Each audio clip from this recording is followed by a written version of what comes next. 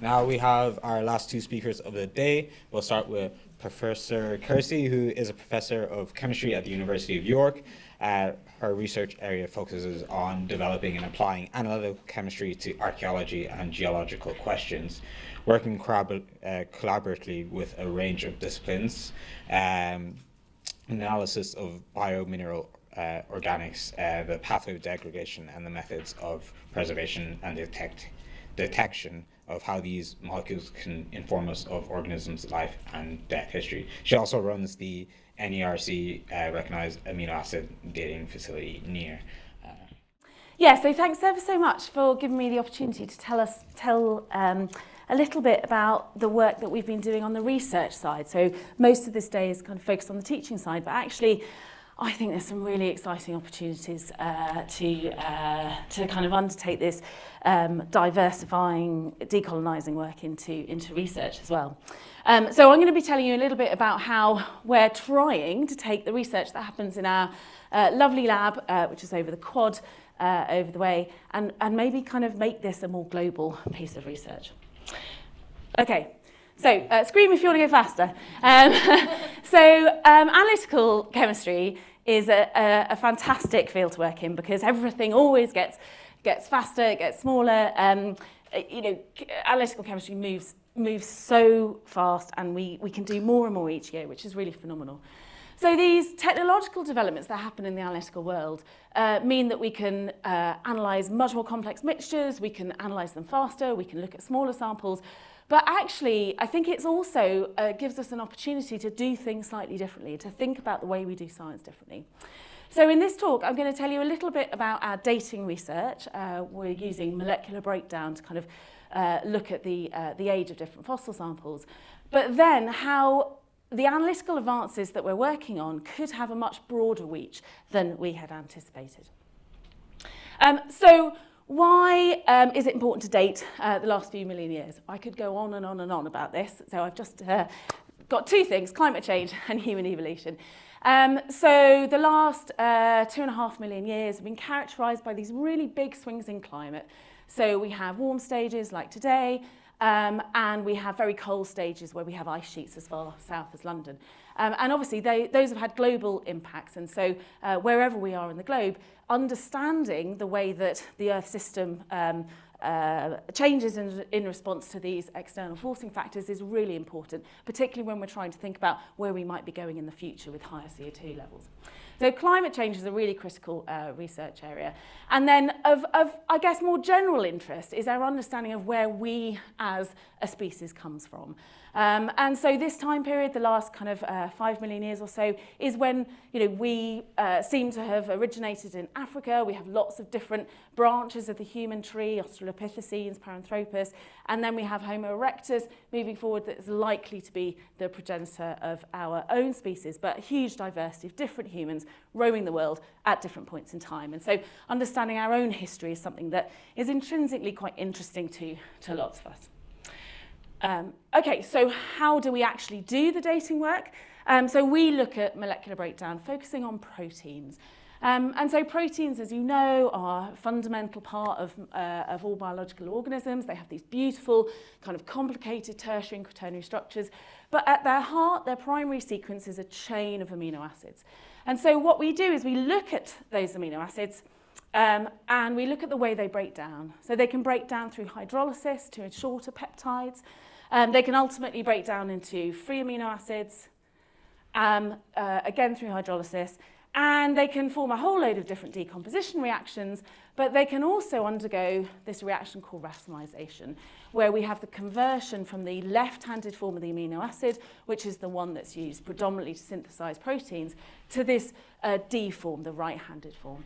And so we can measure the rates of all of these different reactions, and if we're looking at a closed system, that can tell us about the age of the sample. And so what we see, for example, is the DL of any particular amino acid in a closed system will increase over time until it ultimately equilibrates. And so we track this protein breakdown in a whole range of different types of materials, particularly in fossil biominerals, where the protein has been entrapped within inside the crystals of the fossil during biomineralization. And so it gives us this beautiful closed system where the reactions become lovely and predictable. So our core kind of analytical technology is using reverse phase LC to do the chiral amino acid analysis. And we also look at the proteins as well. And so the advantage of this is it can tell us about time. And so we can use it to date samples, so-called geochronology. And it can also tell us about the original survival of those peptides, taking us into the world of paleoproteomics. Loads of you will have heard about ancient DNA, which can tell us about the evolutionary relationships over the last few tens of thousands of years. But proteins are much more stable, and so that can give us a much longer time window for understanding the evolutionary past. And so this is just some of the background work. So this is 3 million years, and you can see these beautiful racemization reactions happening within, this is a type of calcium carbonate biomineral. It gives us really predictable behavior over time, and so we can use this in fossil samples to date them. We can also extend from the calcium carbonate material that we originally started working with to tooth enamel. And tooth enamel is really important because, of course, it means that we can date mammalian species, including our own taxa.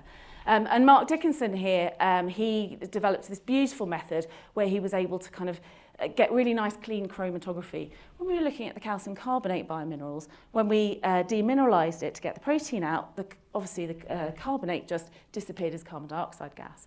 But when you're looking at calcium phosphate, which is what enamel is, you get the phosphates left behind in solution. And so this was quite tricky chromatographically. And so he was able to develop this nice biphasic approach to separate the amino acids cleanly from the phosphates. So in 2019, we developed the dating method in these calcium carbonate materials, in the calcium phosphate, tooth enamel, and so I was at a point. So we were at a point of thinking, well, where can this go? Where can this go next? So the tooth enamel breakdown, the reactions are much slower than they are in some of the calcium carbonate biominerals, but we're getting really nice resolution over time, and we're also identifying original protein in the teeth. And that's led to a huge range of different studies where we've been looking at authentic peptide species from some really early fauna, including Australopithecines. So all of this work on the tooth enamel had made me think more and more about sample size, because when you're analysing some of these calcium carbonate biominerals, nobody really cares about them that much. They're snails and they're eggshell and there's large amounts of them and they're not so important. But when you're dealing with an Australopithecine teeth, they're obviously a little more precious. And so, these ideas about sample size were kind of humming around my brain. And then thanks to the Royal Society of Chemistry, I was lucky enough to get a prize, and as part of that, they allow you to go and speak to different universities. And one of the universities I went to talk to was at Manchester Metropolitan University. And I knew that Kirsty was a researcher there, and she'd been developing some microfluidics techniques actually to look at ancient DNA. And so I thought, well, I'll have a chat with her, because there might be something we can do about miniaturizing our sample prep process so that we're losing less samples so we can start off with less of it in the first place. So this project was genuinely cooked up in the pub after a lecture. So thank you very much, the RSC, for enabling me to do that. And to start off with, this was very much dominated about the analytical side. So how can we reduce sample prep size and how can we reduce contamination? And that's because the process that we have is quite fiddly. Our samples have to go through a number of steps. So we have to clean the sample, but then the critical step here is powdering the sample. And that's because what we do is we only want to analyse a small proportion of our protein, the stuff that's trapped inside these crystals, so-called intercrystalline. So what we do is we finely powder the sample and then bleach it. And by bleaching it, we isolate that closed intercrystalline fraction. But then we have to transfer that bleached powder into different vials to do the different steps we want to do, and we lose sample in that transfer because of the static powder issues. And then we do another vial transfer when we're doing the biphasic step, and then when we evaporate and then ultimately rehydrate. Again, all of these stages involve sample loss. So if we can miniaturize it, then we can actually reduce that sample loss as we go through the process.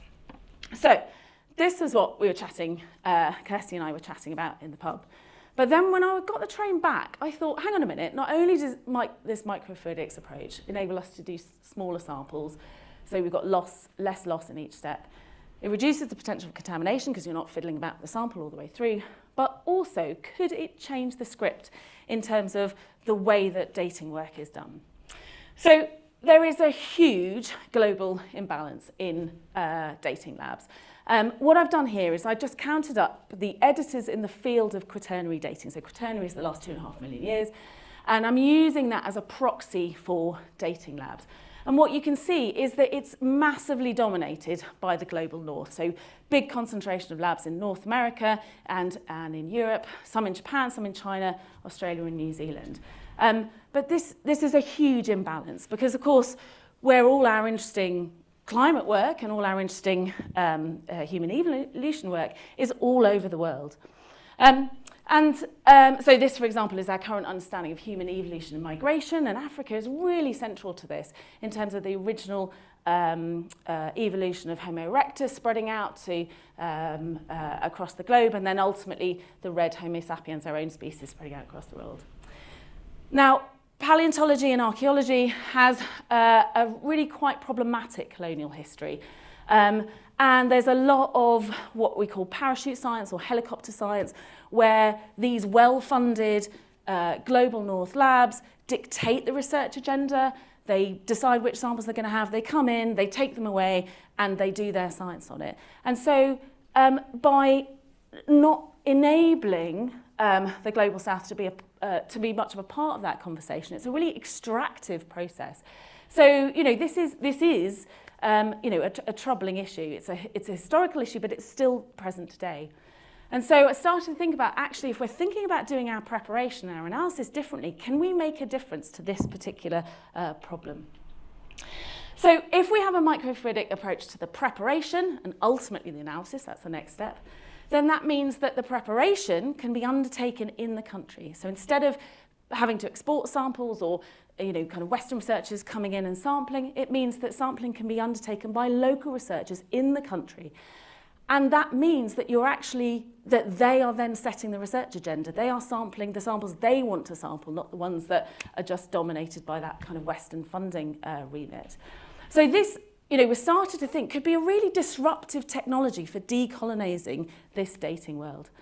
So that led to the Wisdom Teeth project, which in conjunction with a variety of African-based institutions, as well as other institutions around the globe, we thought, couldn't we develop a nice little lab-on-a-chip process to do the prep so that we enable preparation in country? So it's funded by NERC. It proved much more complicated than we thought.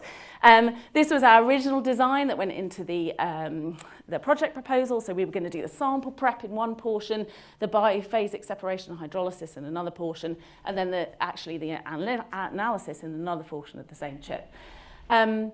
Leila Patinlag and Kirsty Shaw were leading the microfluidics work in Manchester Met University and did a phenomenal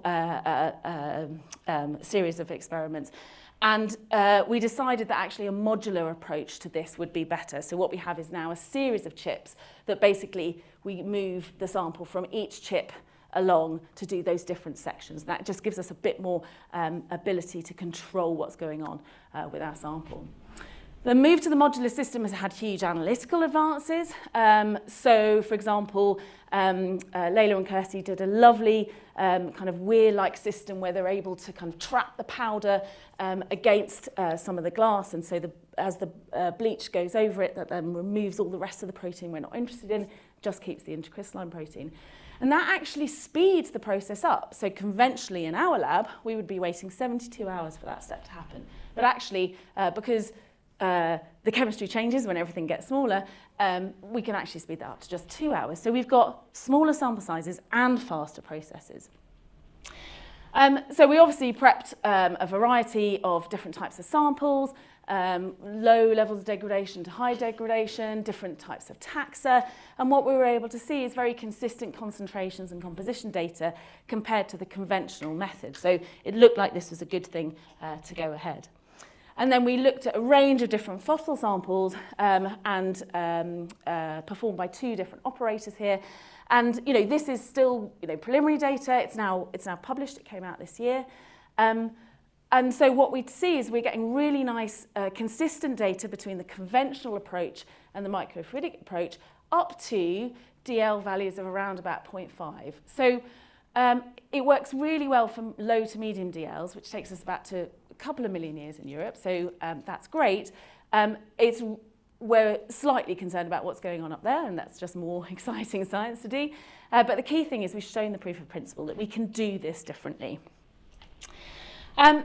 So the microfluidics, although it very much came originally from a how do we solve this analytical problem, it really has morphed into, if we solve this analytical problem, we actually solve another bigger problem in terms of diversifying the type of science that can be undertaken.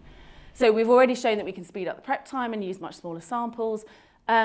Mark Dickinson's just had a NERC fellowship funded the Kronos project, and in partnership with African researchers, we're really expanding this type of analysis so that we can then do the not only do the preparation in country, but also do the analysis ultimately. And that's really in partnership with African researchers so that they can tell us what it is that they want to do with this process. So it makes collaborative preparation in country far easier, and this is far better for the field. I think it means that we're going to start answering different questions than we would have done if it was just dominated by the global north. So yeah, it's a really exciting opportunity for us. So thank you very much to a range of different collaborators, but also to NERC for predominantly funding this work, and also to the ERC for taking it on a bit further. Thank you very much.